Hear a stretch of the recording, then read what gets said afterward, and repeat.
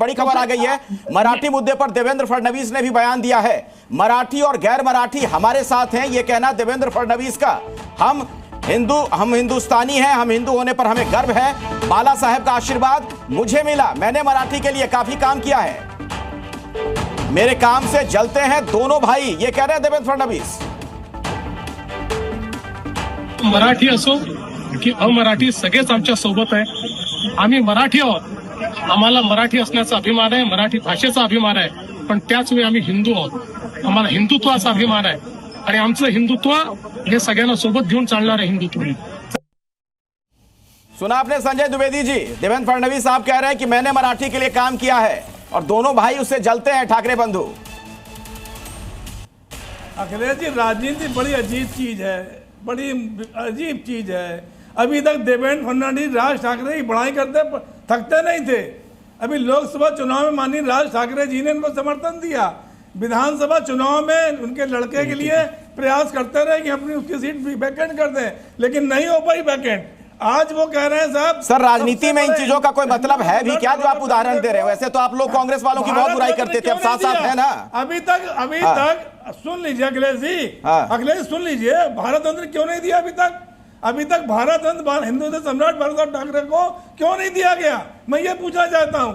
माननीय अटल बिहारी वाजपेयी को भारत रत्न दिया गया, उनके साथ में माननीय बाला ठाकरे को क्यों नहीं दिया गया? आप उनकी नीतियों पे चलते हैं तो वो भाजपा के लिए कहते थे कि कलाबाई का कोठा है, ये कलाबाई का कोठा बताते थे माननीय बाला साहब ठाकरे। अरे तो बाला साहब ठाकरे की कई बातों को क्या आप लोगों ने अक्षरशः मान लिया क्या? विजय त्रिवेदी जी इसमें कुछ जोड़ना चाह रहे थे बहुत देर से। आता हूं सर आपके पास। हाँ विजय जी। नहीं, ये बात ठीक है। जैसे अभी उन्होंने कहा कि राज ठाकरे का बीजेपी ने समर्थन किया, तो उन्होंने तो राज ठाकरे का खिलाफ किया ना। उद्धव ठाकरे ने तो उनके बेटे के खिलाफ भी आपने कैंडिडेट उतारा, सीट खाली नहीं की। वो तो राजनीति अलग तरीके से चलती ही रहती है कि किस तरह से हो रहा है।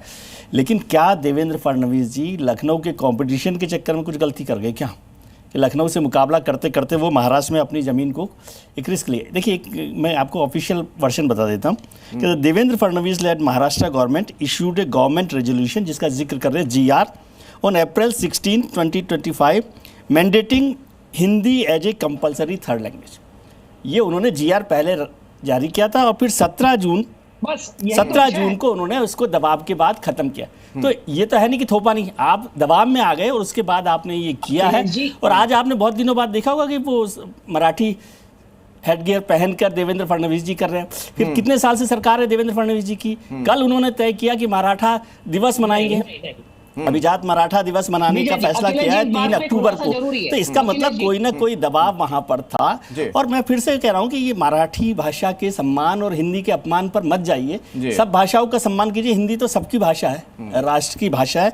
लेकिन अब कुछ लोग और कोशिश कर रहे हैं, जैसे आप मित्र हैं नितेश राणे जी, वो भाषा के जो विवाद है उसे धर्म के विवाद पर ले जा रहे हैं। नहीं, उन्होंने कल बोला, उन्होंने जी न्यूज़ से कल बातचीत की, उनका यह कहना था कि हिंदुओं को बांटने की साजिश यही है भाषा के नाम पर। हिंदुओं को बांटने की क्या बात है? मराठी और नॉन मराठी की बात है। और राज ठाकरे साहब तो हिंदुओं को, उत्तर भारतीयों को पीटते भी रहे ना, कोई नई बात नहीं ना। उनके पास कोई ना कोई कारण चाहिए उत्तर भारतीयों से नाराजगी का।